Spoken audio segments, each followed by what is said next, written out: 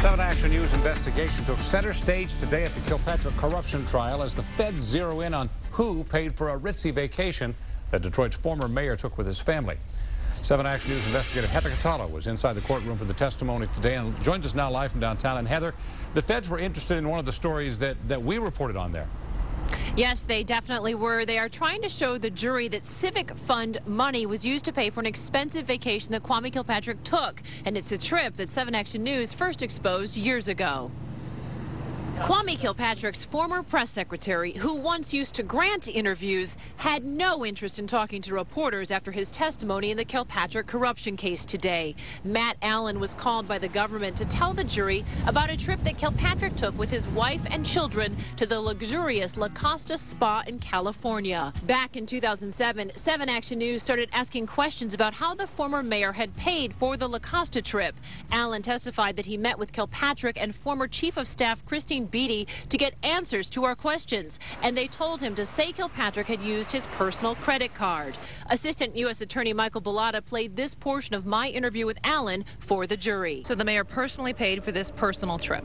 For the family trip, the mayor paid for that trip. After 7 Action News revealed that an $8,600 check from the Kilpatrick Civic Fund was written to the La Costa Spa, Allen said he felt like he got caught with his pants down and that, quote, "No one ever told me about the check."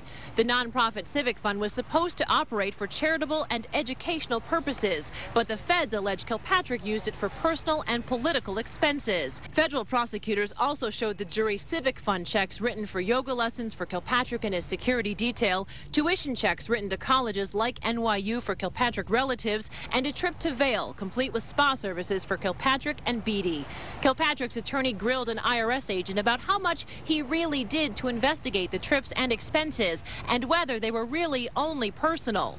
In many cases, the agent said he did not do further digging beyond the financial records, including whether he knew that Kilpatrick's children had already graduated from a preschool that received an alleged Civic Fund donation. We don't have a burden in this case to prove anything, but we certainly do have the right to ask questions and cross-examine the witnesses, and so we're trying to do that with an eye towards a fuller explanation of what it is that actually occurred.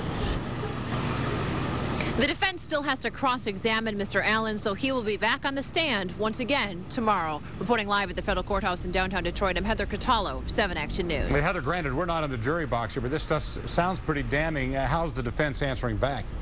Well, you can imagine that financial records are pretty tough to combat, but the defense has been pretty critical of how the feds have put this case together, and what they're trying to do is suggest to the jury that maybe not enough questions were asked and that maybe some assumptions have been made along the way. So that's the tack they've been taking. We'll see what continues to happen as the trial unfolds. All right, Heather, thank you for the reporting. We'll talk to you again soon.